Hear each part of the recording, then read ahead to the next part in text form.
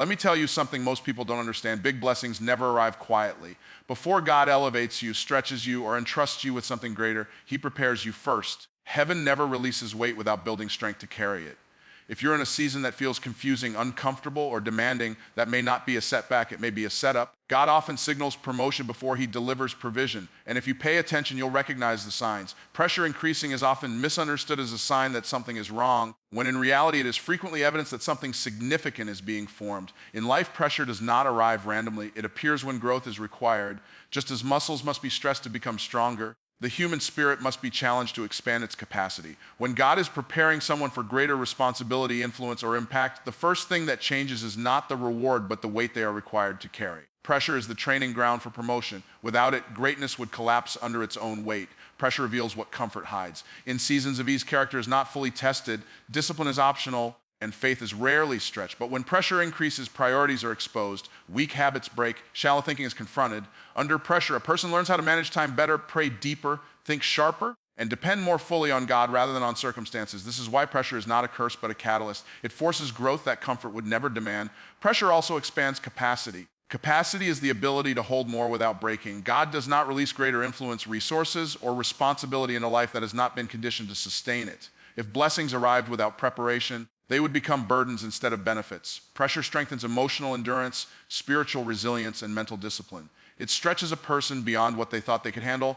and in doing so, reveals that they were capable of more all along. What once felt overwhelming becomes manageable after pressure has done its work. Another purpose of pressure is alignment.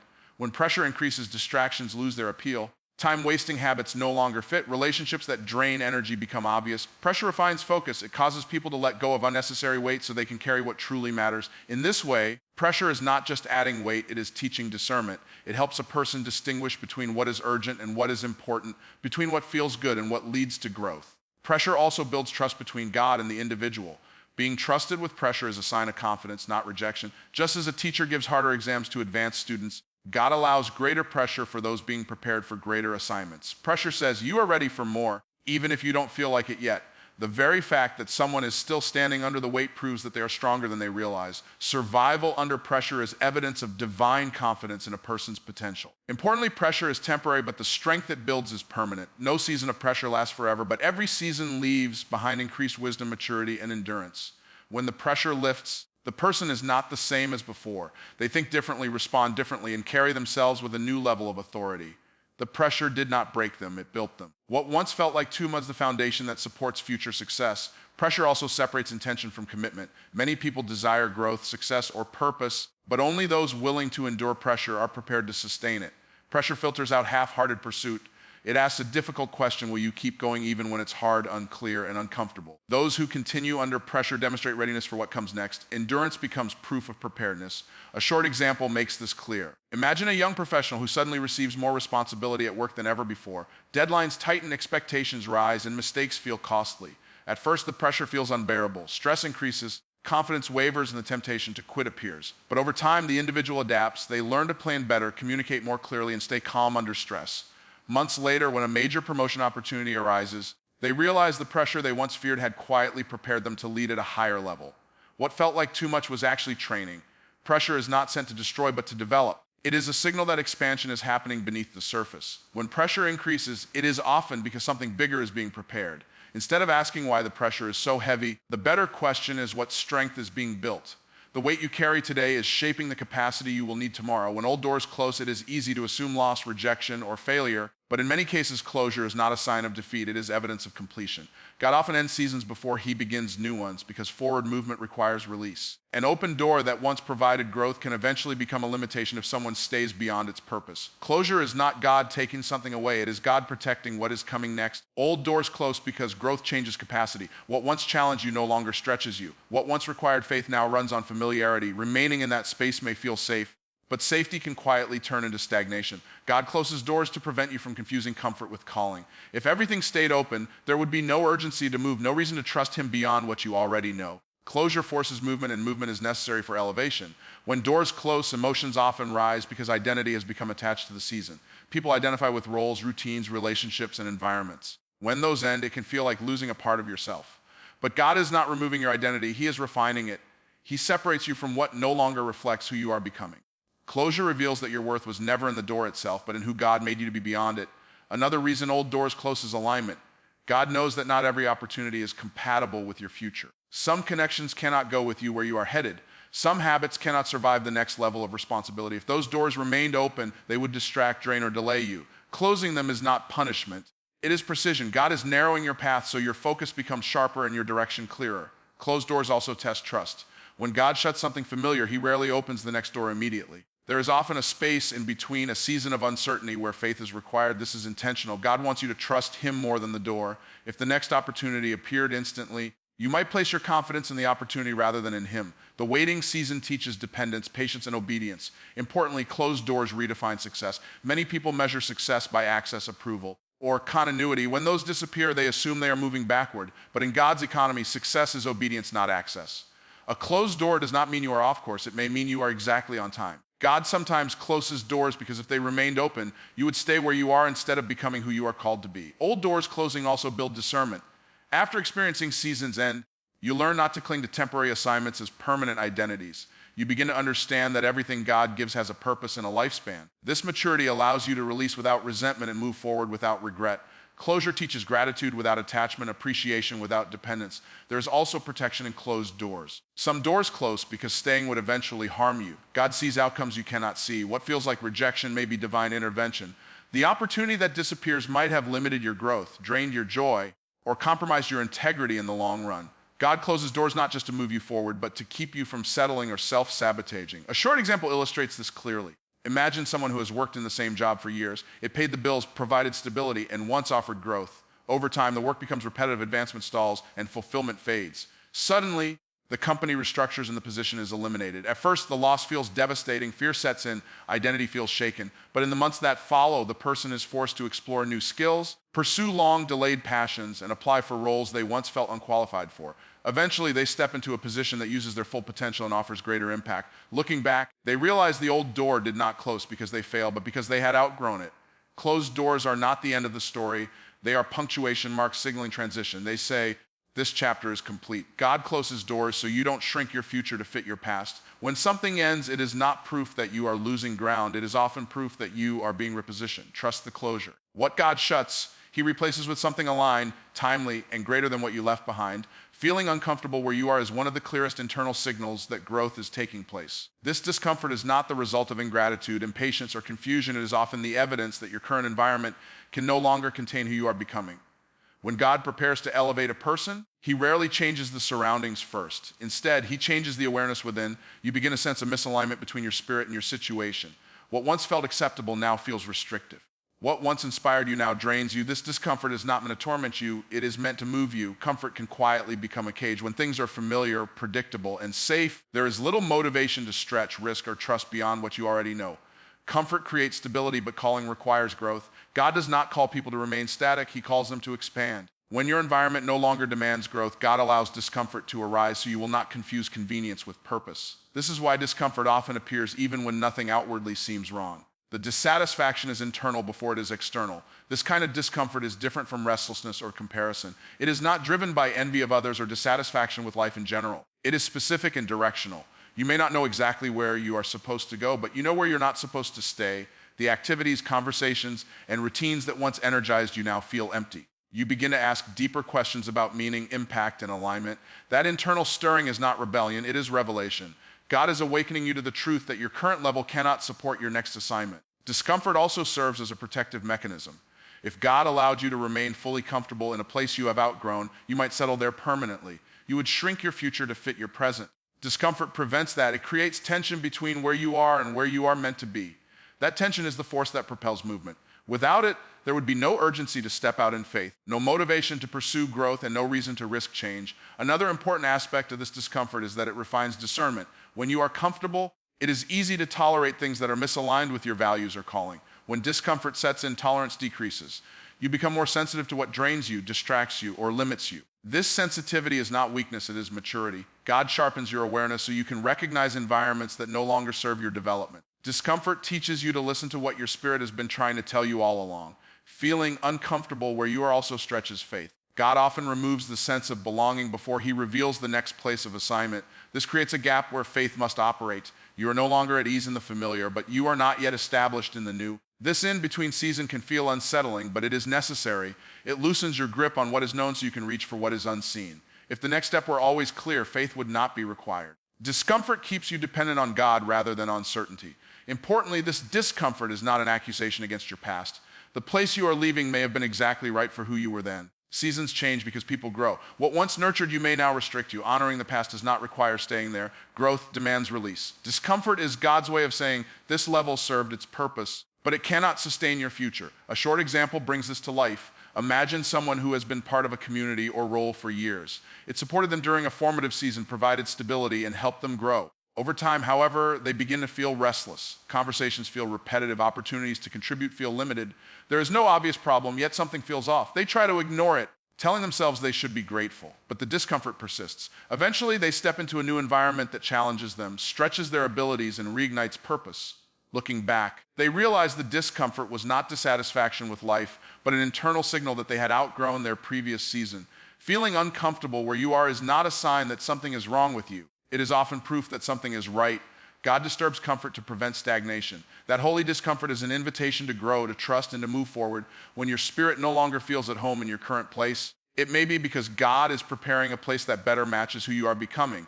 Being tested in private is one of the most critical and misunderstood parts of preparation before elevation. Private tests are the unseen examinations that shape who you become long before others recognize what you can do. These tests happen away from applause, recognition, and validation. No audience is watching. No rewards are immediate, and no one may even know how hard it is. Yet these hidden moments carry enormous weight because they reveal the truth of your character when there is nothing to gain externally. Public success is never accidental. It is the visible outcome of invisible faithfulness. Private testing focuses less on talent and more on integrity. Skills can attract attention, but character sustains influence. When no one is watching, your choices are no longer influenced by image or reputation. You do what is right because it is right, not because it is noticed. God uses these moments to examine obedience, consistency, humility, and discipline. If someone only performs well when observed, they are not prepared for leadership.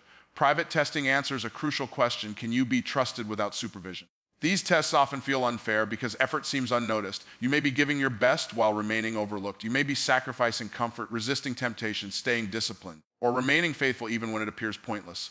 This is intentional. If recognition came too early, motivation would shift from purpose to praise. God withholds public reward so your heart can be purified. Private testing strips away the need for validation and replaces it with conviction. You learn to draw strength from faith rather than feedback. Private testing also refines discipline. When there is no deadline enforced by others, no external pressure, and no immediate consequence, discipline becomes a personal responsibility. You pray when you don't feel like it. You prepare even when no opportunity is guaranteed. You show up consistently even when progress feels slow. These habits form the backbone of future success. Public platforms demand private structure. Without discipline built in obscurity, visibility becomes overwhelming instead of empowering. Another purpose of private testing is strengthening faith. Faith grows most when outcomes are uncertain. When no one can see your struggle and no evidence suggests breakthrough is near, trust becomes deeper. You learn to rely on God rather than circumstances. This kind of faith is resilient, not fragile. It does not depend on immediate results. It endures silence, delay, and uncertainty. When public pressure arrives later, private faith becomes the anchor that keeps you steady. Private testing also reveals motives. It exposes why you want growth, success, or influence. Is it for status, validation, or control? Or is it for service, purpose, and impact? And private motives surface honestly. God corrects what is misaligned before it becomes destructive in public. It is safer to confront pride, impatience, or insecurity in obscurity than under a spotlight. Private testing is mercy disguised as delay. Importantly, private testing develops emotional endurance. Public success brings criticism, responsibility, and pressure. Without emotional maturity, visibility becomes a burden. In private seasons, you learn to manage disappointment, rejection, and frustration without becoming bitter. You learn patience. You learn resilience. You learn how to continue doing what is right even when it feels unrewarded. This emotional strength becomes essential when influence expands. Private testing also ensures that promotion does not become identity. When you have labored unseen, you understand that your worth was never tied to recognition. Success becomes a responsibility rather than a validation. You can lead without needing approval because you already proved faithfulness when no one was clapping. This prevents pride on the way up and despair during challenges. A short example illustrates this clearly. Imagine someone who desires to lead others in a meaningful way. For years, they study, grow, serve, and remain faithful in small, unnoticed roles. They prepare diligently even though opportunities are scarce. They resist shortcuts and remain consistent when quitting would be easier. No one praises them. No door seemed to open. Then suddenly, an opportunity arises that places them in a visible position of influence. Because of the private years, they handle pressure with calm, criticism with humility, and responsibility with wisdom. What looks like sudden success is actually the result of long, unseen preparation. Being tested in private is not evidence that you are forgotten. It is proof that you are being trusted. God does not promote what he has not prepared. If your obedience is being tested quietly, your discipline refined in obscurity, and your faith strengthened without recognition, something is being built beneath the surface. Promotion is not random. It is earned in places where no one is watching, but God is paying close attention. Walking by faith rather than by sight is one of the clearest indicators that God is preparing to do something significant. When everything is visible, predictable, and guaranteed, faith is not required. Faith only becomes necessary when clarity is removed. This is why, before major breakthroughs, God often withholds full explanations. The details are incomplete, the outcome is uncertain, and the timing is unclear. This is not confusion, it is intentional dependence. God is teaching you to trust his direction more than your understanding.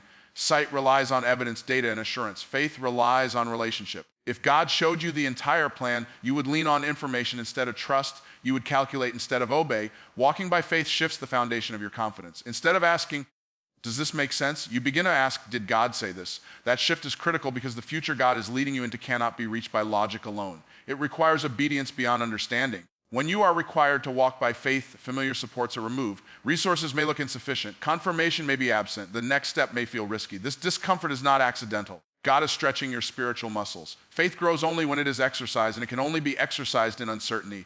The absence of sight creates space for trust, and trust is the environment where miracles operate. If everything were visible, there would be no room for divine intervention. Walking by faith also purifies motives. When there are no guarantees, superficial reasons fall away. You continue only if conviction is strong. Faith-based movement exposes whether you are driven by calling or comfort. When sight disappears, excuses appear, and only genuine belief keeps you moving forward. This is why many people stop in these seasons. Faith demands courage without applause and obedience without explanation. Another purpose of walking by faith is learning timing. God often reveals direction without revealing deadlines. You know what to do, but not when it will produce results. This teaches patience and persistence. Faith is not just believing God can do something. It is trusting him while waiting for him to do it. This waiting strengthens character, humility, and endurance. You learn that delay is not denial and silence is not absence. Walking by faith also prevents pride. If success came through clearly mapped steps, personal ability would receive the credit. Faith ensures that when the breakthrough arrives, you know it was God. The lack of sight eliminates self-reliance. You move forward knowing that without God's guidance, provision, and protection, the outcome would not be possible. Faith keeps you humble because you are aware of your dependence. Importantly, faith does not mean recklessness. It does not mean ignoring wisdom or responsibility. It means obedience in the absence of full clarity. God usually provides just enough light for the next step, not the entire journey. This keeps you close to him. Each step requires renewed trust. Each decision deepens reliance. Faith is not a single leap. It is a series of obedient steps taken without complete visibility. Walking by faith also prepares you for leadership and influence. People who require constant certainty struggle to lead in uncertain environments. Faith-trained individuals remain steady when answers are incomplete. They move forward without panic, trust without control, and lead without fear. The unseen seasons build internal stability that later sustains visible responsibility. A short example illustrates this well. Imagine someone who feels called to pursue a new path that aligns with their purpose, but the practical details are unclear. There is no guaranteed income, no clear timeline, and no visible confirmation that it will work. Staying where they are feels safer, but also limiting. After much prayer, they take a step forward with only enough clarity to move, not enough to feel secure. The first months are uncertain, progress is slow, doubt tries to creep in. But as they continue walking in obedience, opportunities begin to align, skills develop, and provision appears at the right time. Looking back, they realize that if everything had been clear from the beginning, faith would not have been required, and dependence on God would have been replaced by confidence in the plan. The breakthrough came not because they could see the path, but because they trusted the one who was guiding it. Being required to walk by faith, not sight, is not a punishment, it is preparation. God removes visible certainty so invisible strength can grow. Faith is the bridge between promise and fulfillment. When sight disappears, trust deepens. And when trust deepens, you are positioned to receive what could never be reached by sight alone. When opposition intensifies, it often signals proximity to purpose rather than distance from it. Resistance rarely appears at the beginning of a journey. It shows up when movement starts to matter. If nothing significant were about to happen, there would be no reason for friction. Opposition is not random interference, it is reaction. It is proof that progress is being made and that forward momentum is creating impact. The absence of resistance may indicate inactivity, but the presence of resistance often confirms alignment with something meaningful. Opposition increases because growth disrupts the status quo. Every environment has a comfort zone, a level where expectations are familiar and outcomes are predictable. When you begin to rise beyond that level, systems react. People react, circumstances react, not because you are wrong, but because change creates tension. Opposition is the natural response to movement that challenges norms, exposes limitations, or threatens stagnation. It appears when your advancement demands adjustment from the world around you. Resistance also intensifies because focus sharpens. When you are close to impact, distractions multiply. Opportunities that once seemed irrelevant suddenly demand attention. Doubt becomes louder, old fears resurface. This is not coincidence. Distraction is one of the most effective tools against momentum. If focus can be broken, progress slows without requiring direct confrontation. Opposition often tries to exhaust you mentally before it ever stops you practically. This is why staying focused during resistance is more important than fighting every battle. Another form of intensified opposition is criticism. When your growth becomes visible, opinions increase, motives are questioned, actions are misunderstood, silence turns into scrutiny. This criticism is not always rooted in truth, often it is rooted in discomfort. Your movement highlights what others have avoided, postponed, or feared. Opposition arises because your progress becomes a mirror. Criticism is frequently less about your direction and more about someone else's reluctance to move. Opposition also tests commitment. Desire alone cannot sustain progress under resistance. When things become harder, motivation is examined. Opposition asks a difficult question: will you continue when support decreases and pressure increases? This is why resistance appears close to breakthrough. It separates intention from conviction. Those who persist through intensified opposition demonstrate readiness for what lies ahead. Endurance becomes evidence of alignment. Importantly, opposition clarifies purpose. When resistance increases, clarity often follows. You are forced to decide what truly matters. Energy becomes more intentional. Time is used more wisely. Boundaries strengthen. Opposition strips away what is unnecessary so focus can remain on what is essential. In this way, resistance refines rather than ruins. It sharpens resolve and strengthens direction. Opposition also exposes growth and strength. Challenges that once would have stopped you now only slow you. Criticism that once would have silenced you now only confirms you. Resistance reveals that you are no longer who you used to be. You respond with maturity instead of panic, wisdom instead of reaction, faith instead of fear. This internal change is often the real breakthrough before the external one arrives. It is also important to understand that opposition is not always external. Sometimes it shows up internally as doubt, insecurity, or hesitation. These internal battles intensify when you are close to stepping into something larger than your comfort zone. Your mind resists expansion before your life does. This internal opposition is not proof of inability. It is evidence that you are stretching beyond what feels familiar. Growth always feels uncomfortable before it feels normal. A short example illustrates this clearly. Imagine someone who has been quietly developing a vision for years. As long as the idea stayed private, there was peace. The moment they began taking visible steps, resistance appeared. People questioned their choices. Unexpected obstacles arose. Self-doubt increased. Progress felt harder, not easier. Every step forward seemed to invite more challenges. But instead of retreating, they stayed focused and disciplined. Over time, what once felt like constant resistance became confirmation. The opposition did not stop the vision, it refined it. When success finally came, they realized that the resistance had prepared them to handle criticism, responsibility, and pressure at a higher level. Without that opposition, the outcome would have overwhelmed them. Opposition intensifying is not a signal to quit. It is often a signal to persist with clarity and discipline. Resistance does not mean you are off track. It frequently means you are close to something that matters. Pressure increases near progress. When opposition grows louder, stay focused. What you are moving toward is strong enough to provoke resistance, and that alone is confirmation that impact is near. When your prayer life deepens, it is often a sign that something significant is being prepared beneath the surface. Before God changes what you see on the outside, He strengthens what anchors you on the inside. Deeper prayer is not about saying more words. It is about developing greater awareness, dependence, and alignment. When God is preparing to entrust you with something bigger, He draws you closer, not because He needs more from you, but because you will need more of Him. In seasons of comfort, prayer can become occasional and outcome-focused. People pray for results, solutions, and relief.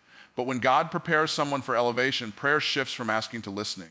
You begin to seek wisdom instead of shortcuts, direction instead of speed, and alignment instead of control. This is because higher levels of influence require deeper levels of discernment. God knows that success without intimacy leads to pride, burnout, or misalignment. So before He expands your platform, He deepens your roots. A deepened prayer life also reveals humility.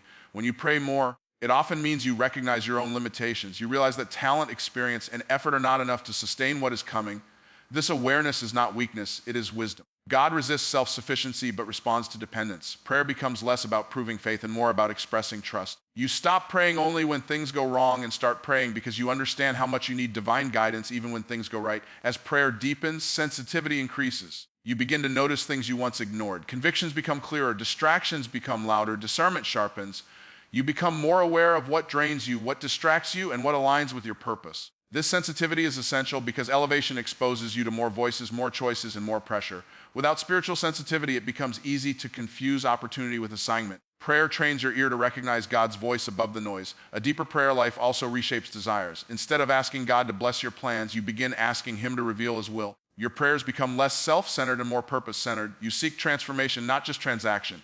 This shift matters because God entrusts influence to those whose desires align with his heart. When prayer deepens, success becomes stewardship, not status. Growth becomes service, not ego. Prayer also becomes a place of preparation for pressure. Greater responsibility brings greater weight. Decisions matter more. Consequences extend further. In prayer, God builds inner strength to carry out a responsibility. He stabilizes emotions, clarifies priorities, and strengthens faith. When challenges arise later, you are not shaken easily because prayer has already grounded you. The peace developed in private sustains you in public. Another important aspect of deeper prayer is obedience. As intimacy grows, resistance to God's instructions decreases. You obey faster, argue less, and trust more. This obedience is critical because elevation often requires timely decisions. Delayed obedience can cost opportunities. God deepens prayer so responsiveness improves. The closer the relationship, the clearer the direction. Deeper prayer also protects you. It guards against pride, distraction, and compromise. When success begins to appear, prayer keeps your heart aligned. It reminds you where your strength comes from. It prevents you from confusing momentum with approval. Prayer becomes a safeguard, ensuring that growth does not outpace character. A short example illustrates this clearly. Imagine someone on the verge of a major transition. Opportunities begin to appear, but instead of rushing forward, they feel an unusual pull toward prayer. They wake earlier, spend more time in reflection, and feel compelled to seek wisdom rather than immediate action. In prayer, they gain clarity about what to pursue and what to decline. Later, when success arrives, they realize that the decisions made during that prayerful season protected them from distractions that would have derailed their purpose. What looked like delay was actually alignment. When your prayer life deepens, it is not because God is distant, but because he is near. He draws you closer before he lifts you higher. Intimacy always precedes impact. Before God changes your position, he strengthens your connection. Deeper prayer is not a detour from progress. It is the foundation that makes lasting progress possible. Let me close with this truth. God does not give big blessings to unprepared vessels. If your life feels stretched, tested, refined, and shaken, don't panic. Heaven is rearranging things for your good. Stay faithful. Stay disciplined. Stay obedient. What God is preparing will be worth everything you're going through. Your season is changing. And when it arrives, you'll realize the signs were there all along.